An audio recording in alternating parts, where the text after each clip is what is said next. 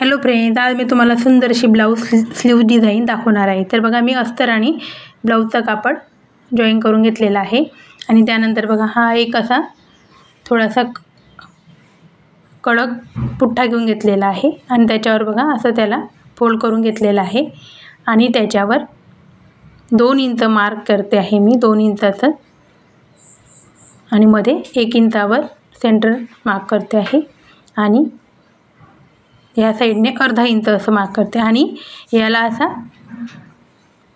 पान आकार, बघा पानाचा आकार या पद्धतीने मी शेप देऊन घेते आहे आणि आता याला आपण कटिंग करून घेऊया। खूप सुंदर स्लीव डिझाइन आहे। व्हिडिओ शेवटपर्यंत बघा, जेणेकरून तुम्हाला व्यवस्थित समजू शकेल आणि मी व्हिडिओमध्ये सर्व व्यवस्थित सविस्तर माहिती सांगितलेली आहे। तर बघा, मी आता कॅनव्हास घेतलेला आहे। कॅनव्हासवर आपण जो पान आकाराचा शेप तयार केलेला होता कागदावर, तो आता ठेवून घेणार आहोत आणि अशा पद्धतीने बघा मार्क करून घेणार आहोत। मार्क केल्यानंतर त्याला आपण एक्स्ट्रा मार्जिन म्हणून थोडी थोडी बघा अशी मार्जिन करून घेणार आहोत आणि बघा आता मी कटिंग करून घेते आहे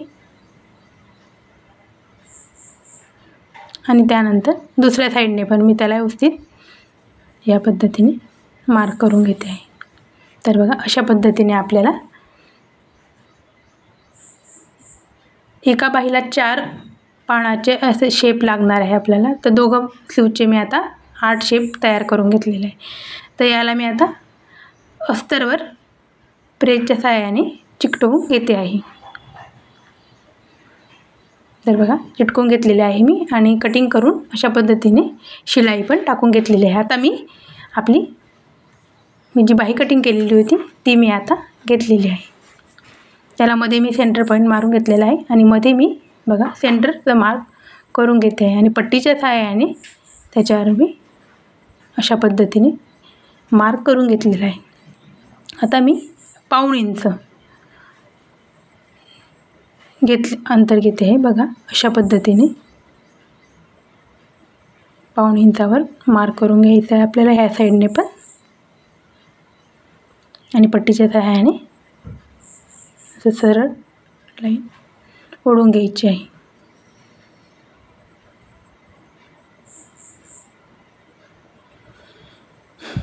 तर बघा इथून आपल्याला 1 इंच घ्यायचं ह्या साइडने, 1 इंच, आणि आपल्याला इथून काठांपासून सुरुवात करायची। म्हणजे ह्या साइडला आपल्या काठावर आपला एक पाना ते शेपचा एक कोपरा ठेवायचा आणि ह्या साइडला आपण 1 इंचावर मार्क केलं आहे त्या साइडला त्याचा एक कोना घ्यायचा आहे। बघा मी मध्ये आता एक शिलाई टाकून घेते आहे, जेणेकरून आपला जो आकार आहे तो कुठेही हलणार नाही आणि आपली परफेक्ट जिथे आपण मार्क केलं आहे तिथे आपले आकार व्यवस्थित येईल। तर बघा मी आता जिथे पेनाने मार्क केलं होतं त्याच्यावर आपल्याला शिलाई टाकायची आहे। जिथे आपण पेनाने आखलेलं होतं आकार तिथे आपल्याला शिलाई टाकून घ्यायची आहे। तर अशा पद्धतीने मी शिलाई टाकून घेते आहे।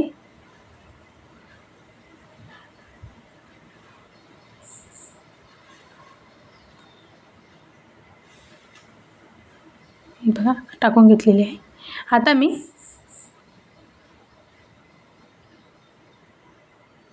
ते आपण आधी मध्ये शिलाई टाकलेली होती ती पण आपल्याला उसवून घ्यायची आहे आणि मग आता आपण त्याला कटिंग करून घेणार आहोत। तर बघा अशा पद्धतीने आपल्याला कटिंग करून घ्यायची आहे।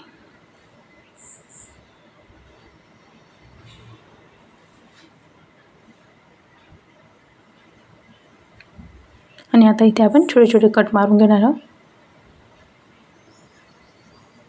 आपली शिलाईला टच व्हायला नको ते कट, या पद्धतीने व्यवस्थित आपल्याला मारून घ्यायचे आहे।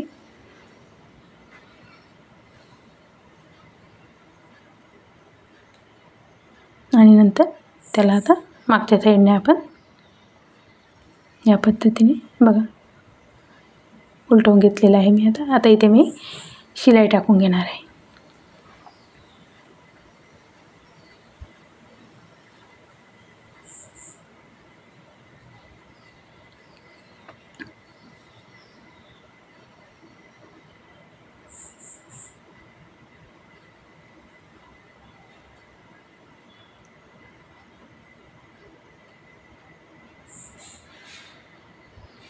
तर असेच नवनवीन व्हिडिओ बघण्यासाठी, नवनवीन स्लीव डिझाईन, ब्लाऊज डिझाईन बघण्यासाठी तुम्ही चॅनलला नक्की सबस्क्राईब करा.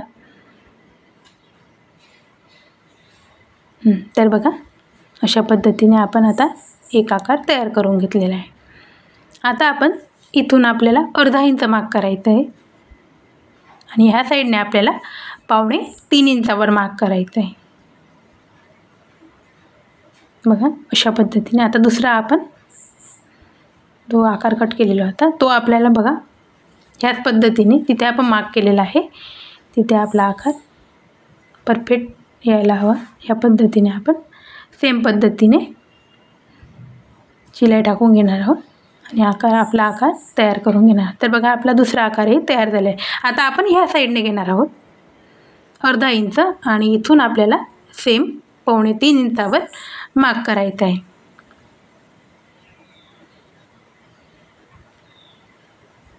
तर बघा, आपला तिसरा आकारही मी तयार करून घेतलेला आहे आणि आता त्याच पद्धतीने आपल्याला 2.5 इंचा मार्क करून या पद्धतीने आपल्याला हा चौथा आकार आपण करून घेणार. तर अशा पद्धतीने आपण एका स्लीवला 4 पानाच्या आकाराचे शेप तयार करून घेतलेले आहे.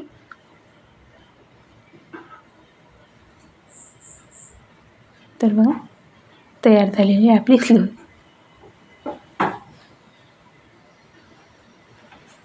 आता आपण या साईडला हात शिलाई करून घेणार आहोत जेणेकरून आपला कॅनव्हास उचकणार नाही. त्यासाठी आपल्याला हात शिलाई करून घ्यायची.